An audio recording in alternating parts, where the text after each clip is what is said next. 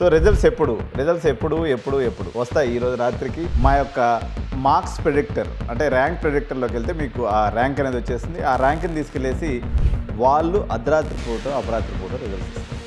మీరందరూ పాపం నిద్ర మానుకొని వెయిట్ చేస్తూ ఉంటారు. కాబట్టి ఇది మీ 2-3 గంటల నిద్రని, అదేవిధంగా మీకు సెకండ్ సెషన్కి అవసరమైనటువంటి మీ బాబు ప్రిపరేషన్ యొక్క టెన్షన్ని తగ్గిస్తుంది. కాబట్టి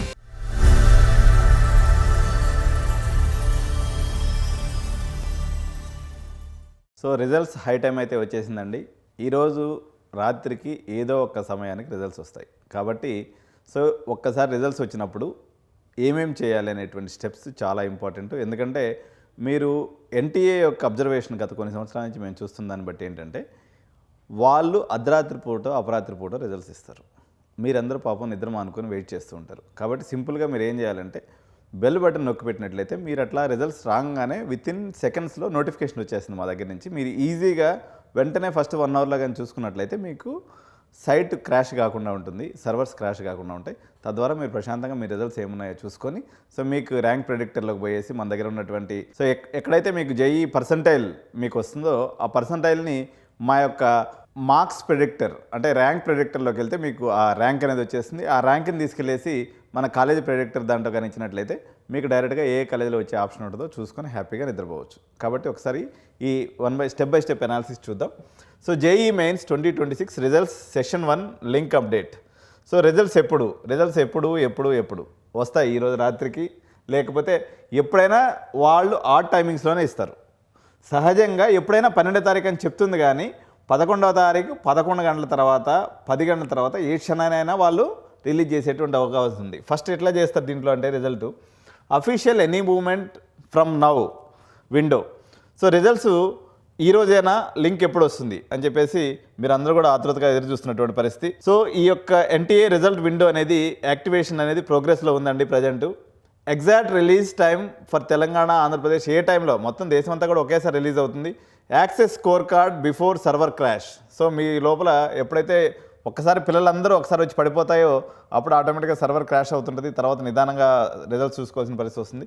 సో మీరు కానీ నోటిఫికేషన్ బటన్ కానీ నొక్కి పెట్టినట్టు సబ్స్క్రైబ్ చేసి పెట్టుకున్నట్లయితే వెంటనే మేము మ్యాక్సిమం 5 to 10 సెకండ్స్ లోపలే మీకు అప్డేట్ అనేది మేము ఇచ్చేస్తాం. సో దాని ప్రకారంగా మీరు మీ స్కోర్ కార్డ్ని డౌన్లోడ్ చేసుకోవచ్చు.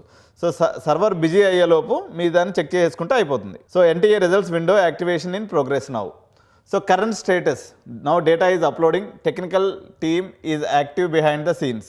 సో 85% వరకు ఆల్మోస్ట్ అప్లోడింగ్ అయిందని చెప్తూ ఉన్నారు. కాబట్టి ఏ క్షణానైనా మీకు రిజల్ట్స్ అనేది రావచ్చు.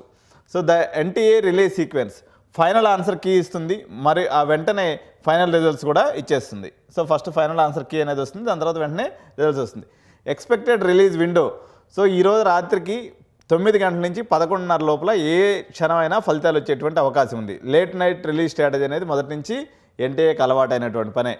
The inevitable error NTA results login site busy. So 503 service unavailable అని వస్తుంది. సర్వర్ ఓవర్లోడ్ అనేటువంటి ఈ ఎర్రర్ మీకు చూపిస్తుంది. కంగారు పడకండి, సొల్యూషన్ మేము ఇక్కడ చూపిస్తాం. So don't use the home page, use direct result link. ఇప్పుడు మన దగ్గర డిస్క్రిప్షన్ కానీ ఓపెన్ చేసినట్లయితే యూట్యూబ్ లింక్ కింద డిస్క్రిప్షన్ ఉంటుంది, దాంట్లో రిజల్ట్ లింక్ ఉంటుంది.